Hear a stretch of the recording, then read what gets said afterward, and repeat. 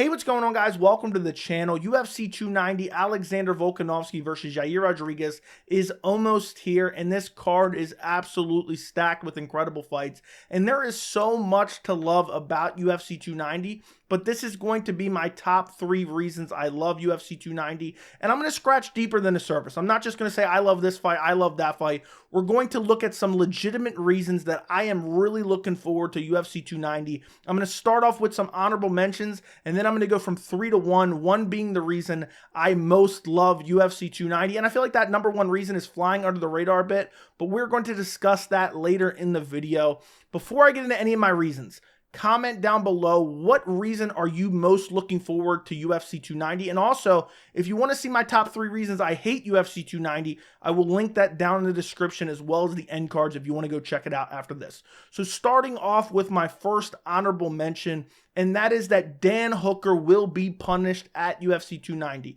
At UFC 290, we are getting Jalin Turner versus Dan Hooker, and I believe Jalin Turner is going to beat the brakes off of Dan Hooker. And why do I want to see Dan Hooker beat up so badly? Because he is an absolute clown and made an embarrassment of his entire camp post UFC 284. For those of you who don't know, I have plenty of videos on my channel. After UFC 284, which was headlined by Islam Makhachev versus Alexander Volkanovski, in which Islam Makhachev defeated Alexander Volkanovski, Dan Hooker came out and said Islam Makhachev cheated. Islam Makhachev used an IV. He broke the rules. He needs to be punished. But then he never presented any evidence. He just threw it out there, said, oh, try to prove me wrong, and then never actually came up with any evidence. He kept saying, the evidence is coming. The evidence is coming. That was in February. It is now almost July. It is knocking on the door of July, and we still have yet to see Dan Hooker provide any evidence, nor has his team provided any evidence. And I love Alexander Volkanovski. I loved Islam Makhachev versus Alexander Volkanovski. I think it's probably the best title fight of the entire year. And instead, we were talking about in the post-fight, in the week after that fight, we were talking about, oh, Dan Hooker's claims, Dan Hooker's claims. So he took an amazing super fight, a legit super fight between two champions, and he just kind of ruined it in the, in the aftermath. And it was just annoying, and he never provided any evidence, and I just think he's an absolute clown. And he was supposed to take on Jalin Turner back at UFC 285 back in March. He pulled out of that fight. Now it's got rebooked, and I am so excited because Jalin Turner is an absolute savage. I mean, of his 13 wins, all 13 of those wins are via stoppage. And I think he's going to go out there against a declining Dan Hooker, a Dan Hooker that's lost 4 out of his last 6.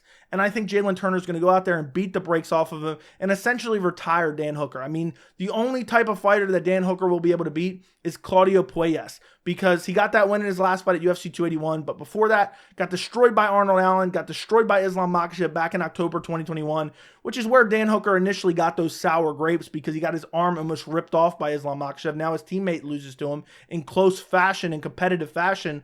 And he just looked like a clown in that aftermath. And I'm so happy they rebooked this fight. Jalin Turner lost to Mateusz Gamrot at UFC 285. Gamrot was a short notice replacement, but Gamrot is a high-level grappler, and Jalin Turner, if there is a weakness, it's his defensive grappling. Dan Hooker's not going to have the ability to go out there and grapple Jalin Turner. So I think Jalin Turner is going to beat the brakes off of him, and rightfully so, because Dan Hooker deserves a beating after those accusations after UFC 284 towards Islam Makhachev that were unsubstantiated, and that kind of ruined the aftermath of that amazing championship level fight. Moving on to my next honorable mention, and that is that the Dricus Du Plessi versus Israel Adesanya race nationality storyline ends at UFC 290. For those of you who don't know, there's a back and forth between Dricus Du Plessi and Israel Adesanya, and they're talking about, oh, who's more African and who breathes African air and who trains in Africa and all this dumb stuff that's kind of made its way through the MMA community. And it's just dumb. Are we so starved for storylines in MMA? This is what we're talking about nowadays. I hate it. I've never made a video on it. I absolutely despise it. And all it is selling wolf tickets to build a fight between Israel Adesanya and Dricus Du Plessi. And I believe at UFC 290, you are seeing Robert Whittaker versus Dricus Du Plessi. Robert Whittaker is going to beat the brakes off of Dricus Du Plessi, and that will effectively end any shot that Dricus Du Plessis has at getting the next title shot and effectively end that whole storyline. And hopefully it's not talked about anymore. If I have to hear who breathes more African air or who's more African and this and that. If I have to hear it one more time, whether it's from the MMA community or whether one of those fighters, I'm just going to stop watching the sport. It's so annoying. It's a dumb storyline. Nobody should actually care about it. And I believe it will end at UFC 290 because Robert Whittaker will win that fight. I'm very confident that he will win that fight. And then I think Dricus Du Plessis is one of the biggest frauds in the top 10 of any division in the UFC. And he kind of had the perfect rise. And I think as quick as Dricus Du Plessis' rise was in the middleweight division, I think the fall will be just as swift because I don't favor him against anyone really in the top 15 of the middleweight division currently, outside of Derek Brunson, who is retiring supposedly and should be removed from the rankings. So I think Dricus Du Plessis loses to Robert Whittaker, and we never have to hear about a potential Israel Adesanya-Dricus Du Plessis fight. And I don't even want to see that fight anyway because I think it's a massive mismatch. I mean, Israel Adesanya striking versus Dricus Du Plessis striking. Come on now. That's not even going to be a fight. It's going to be a brutal first-round KO, most likely. So that's why I'm excited. That's another honorable mention for why I love UFC 290. Moving on to the last honorable mention. And for this honorable mention, I'm kind of speaking out of both sides of my mouth because I use this in my reasons, my top 3 reasons I hate UFC 290, which will be linked down below. But that is that at UFC 290, we will see Robbie Lawler's retirement fight. And I said it in my top 3 reasons I hate it. I use that as an honorable mention as well. But the reason I wanted to put it in love as well is because if he wins and retires, I'm so happy for Robbie Lawler. Robbie Lawler is an absolute savage. Robbie Lawler is literally a veteran of the sport, been around forever. And, you know, it's sad for me to see him go. But the reason I wanted to mention this is because if he does win, we are getting Robbie Lawler versus Niko Price. If he does win and ride off into the sunset, I couldn't be more happy for Robbie Lawler. I mean, he had some crazy fights. The Carlos Condit fight, the Rory McDonald fight back at UFC 189. His title run at welterweight was unbelievable, and he was one of my all-time, or he is one of my all-time favorite fighters. And I'd like to see him get a win and retire. If he loses to Niko Price and then retires, it's going to be super depressing, and that's why I had it on the other list. But if he does win and retire, I'm just happy to see him go. I don't want to see him be one of these guys that hangs around for way too long and starts getting finished time and time again. He's lost a lot of his fights. He lost 4 out of his last 5, but he's only been finished twice. And even in the Bryan Barberena fight at UFC 276, he looked very good in that fight up until he got finished by Bryan Barberena. But if Robbie Lawler sticks around for another 2-3 years, I'm going to be so upset. So I'm happy he's fighting Niko Price. I think this is a winnable matchup for him, and I hope he beats Niko Price, retires in the cage, and rides off into the sunset. Now, moving on to my actual list, my number 3 reason I love UFC 290, and that is that the prelims are absolutely stacked. I mean, talk about incredible prelims on this card. You have Jack Della Maddalena versus Sean Brady. What an incredible fight that is. I mean, seriously, absolute incredible matchup for the welterweight division. There's no doubt that this fight should be on the main card. And you have Jack Della Maddalena, 14-2, never lost in the UFC, hasn't lost a fight since 2016, and he's getting a massive step up in competition against Sean Brady, who kind of was the Jack Della Maddalena of like a year ago. And I know that sounds a little bit weird, and I'm not saying in terms of their skill set or the way they fight in any way, but I'm just saying at one point in time last year, everyone was high on Sean Brady. Sean Brady got a big step up in competition against Bilal Muhammad at UFC 280, and he ultimately got finished, and he didn't pass that test. And now Jack Della Maddalena is a guy who's making his way up the ranks, who gets a big fight with Sean Brady to kind of test him and test his grappling. And the fact that this is on the prelims, this could be a main event of a fight night card. That's how good this fight is. This is an amazing fight. I'm really looking forward to seeing Jack Della Maddalena versus Sean Brady. I'm looking forward to seeing how Della Maddalena's grappling defense holds up against Sean Brady. I'm looking forward to see how Sean Brady, returns after getting finished by Bilal Muhammad.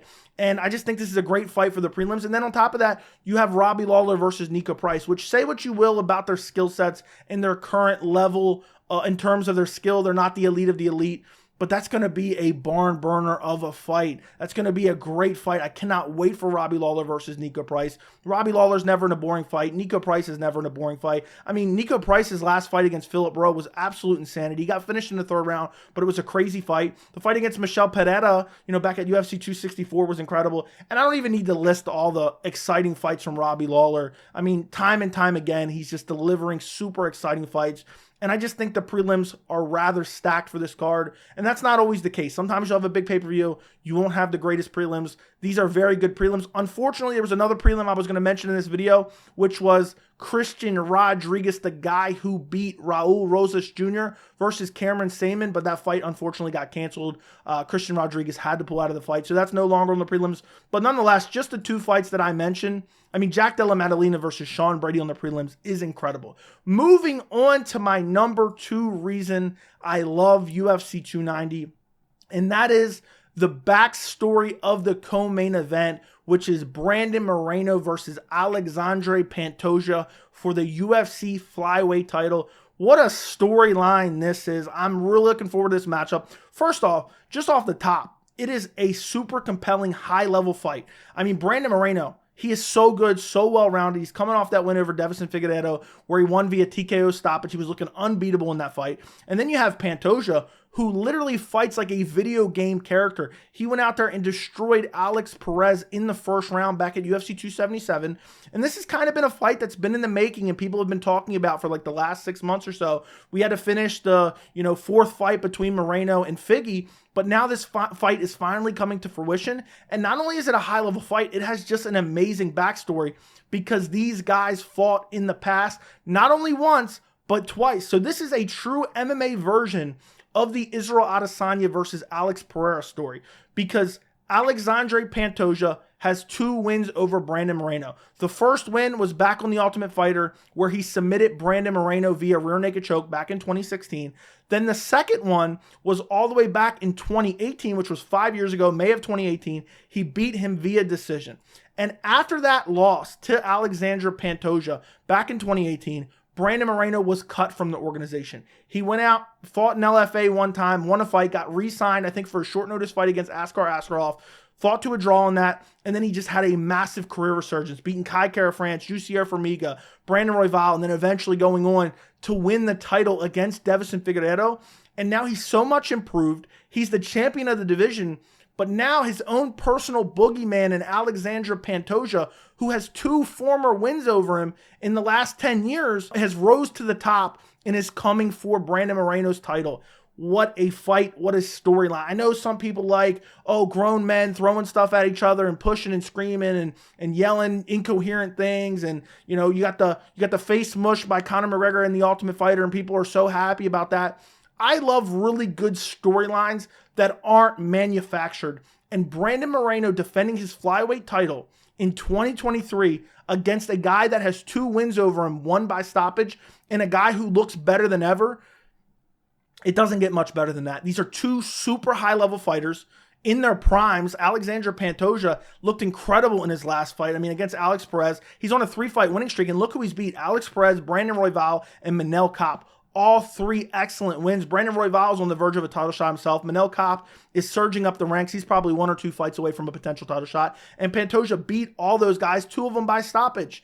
And so you have 2 guys who fought when their skills weren't as refined. They've improved vastly. You have this amazing backstory, and we are going to see them fight over the title at UFC 290 in the co-main event. This storyline is incredible, and I'm really looking forward to Brandon Moreno versus Alexandre Pantoja. Moving on to my number 1 reason I love UFC 290, and I feel like this is flying way under the radar, and I've been talking about it on live streams nonstop. I've been talking about it in my reaction video when it was initially announced, but my number 1 reason is the perceived threat of Yair Rodriguez to Alexander Volkanovski. And the main event of UFC 290, Alexander Volkanovski versus Yair Rodriguez, is an incredible fight. But I feel like a lot of people are counting out Yair Rodriguez. And for me personally, I have not felt this level of perceived threat for Alexander Volkanovski since he won the title. I mean, Alexander Volkanovski has looked incredible in his title run, but when's the last time, at least for me, but I feel like a lot of people too, when's the last time you felt like he was truly going to lose? Because I picked him to beat Max Holloway in the initial fight. I thought that was going to be a close fight. He beat him via decision there. The second fight, I'm sure Alexander Volkanovski is going to win. That was very close. But then they book him against Brian Ortega. I'm like, okay, he's definitely going to beat Brian Ortega. That's not even close. And I know people act like that was such a crazy fight. That was such a competitive fight. That was a one-sided beatdown with 2 close submission attempts from Brian Ortega. Outside of those 2 submission attempts, it was a one-sided beatdown for Alexander Volkanovski. And no one thought Brian Ortega was going to win that fight. Then in his next fight at UFC 273, he fought the Korean zombie Chan Sung Jung because Max Holloway was injured, couldn't fight. So they gave Chan Sung Jung a fight, and he wasn't even deserving of the fight and supposedly had an injury. He took the fight. No one thought Chan Sung Jung had a chance to win that fight. Got absolutely the brakes beat off of him and ended up getting finished. And it should have been stopped by the corner, should have been stopped by the doctors or the ref sooner. And then he gets a trilogy fight with Max Holloway. And I feel like nobody really thought he was going to lose to Max Holloway in the trilogy either, or very rare. At least myself, I never thought that Max Holloway was going to beat him in any of the fights, so let alone the third fight. And he went out there, beat the brakes off of Max Holloway. Incredible performance last July. And it's just the entire title run, even though I've enjoyed it. You know, and even though I know technically I'm not counting the lightweight fight against Islam Makhachev where I picked Islam Makhachev, I'm talking strictly about featherweight. I have not felt a perceived level of threat to Volkanovski actually losing until now, because Yair Rodriguez is such a savage. He is one of the few fighters that goes out there with the craziest intensity, and I feel like he's genuinely fighting a death match. Yair Rodriguez went out there and kicked the living shit out of Josh Emmett in his last fight to win the interim featherweight belt. I almost said vacant featherweight belt. As Volkanovski went up to challenge for the lightweight belt, Yair beat the brakes off him. Before that, he beat Brian Ortega. I know people say it was a fluke injury. It was a submission win for Yair Rodriguez, in my opinion, even though it's technically TKO shoulder injury. Yair was setting up a submission which injured Brian Ortega's shoulder. And you look at Yair, even when he fought Max Holloway back in 2021, and I know he lost to Max Holloway, who then lost to Alexander Volkanovski, but that fight was very, very competitive. And that was a Yair Rodriguez coming back from a over 2-year layoff. He's improved vastly. He's super young. His kicks are so dynamic. And I think styles make fights. We always talk about that. Styles make fights. And for me, the kicks of Yair Rodriguez, the dynamic striking of Yair Rodriguez is a legitimate threat to beat Alexander Volkanovski, and not only beat Alexander Volkanovski, but potentially stop Alexander Volkanovski. And I just love this matchup coming to fruition. I know a lot of people are upset, oh, we didn't get John Jones versus Stipe Miocic. Stipe can stay answering phones at the fire department. I do not care. I do not miss out on that fight. I would have liked to see John Jones versus somebody, but Alexander Volkanovski versus Yair Rodriguez is the best featherweight fight on paper probably since, I'm going to say, Jose Aldo versus Conor McGregor. That's how excited I am for this matchup, because the stylistic matchup between these two, Alexander Volkanovski, pound for pound, one of the best fighters of all time, so well-rounded, so durable, great stamina, great striking, great jiu-jitsu defense. And he beat the brakes off Max Holloway, who a lot of people think is a pound-for-pound best fighter in the GOAT featherweight, or one of the GOAT featherweights. Obviously, Volkanovski kind of has taken that spot with beating him 3 times.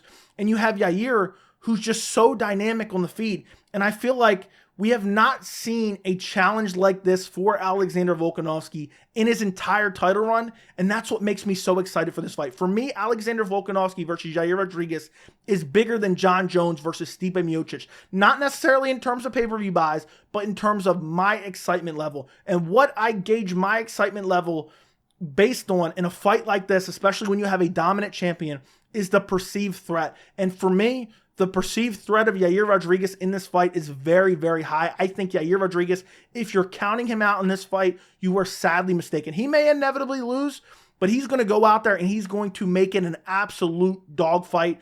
And that is my number one reason I love UFC 290. I'm so looking forward to seeing Volkanovski taking on a little bit of a different stylistic challenge, because nobody he's fought to this point in his title run, I know he took on Jose Aldo, who's an elite kicker, nobody's taken on has the finishing ability of Yair Rodriguez. Not only does he have finishing ability on the feet, he is nasty on the ground, and he's constantly throwing up submissions, and he is violent off his back. Look at what Josh Emmett ended up on top of him, the way he was throwing brutal elbows from his back. He was winning the exchanges as he's laying on his back in the center of the cage against Josh Emmett, and I just think Volkanovski has his hands full at UFC 290. He may come through it. He may retain his belt.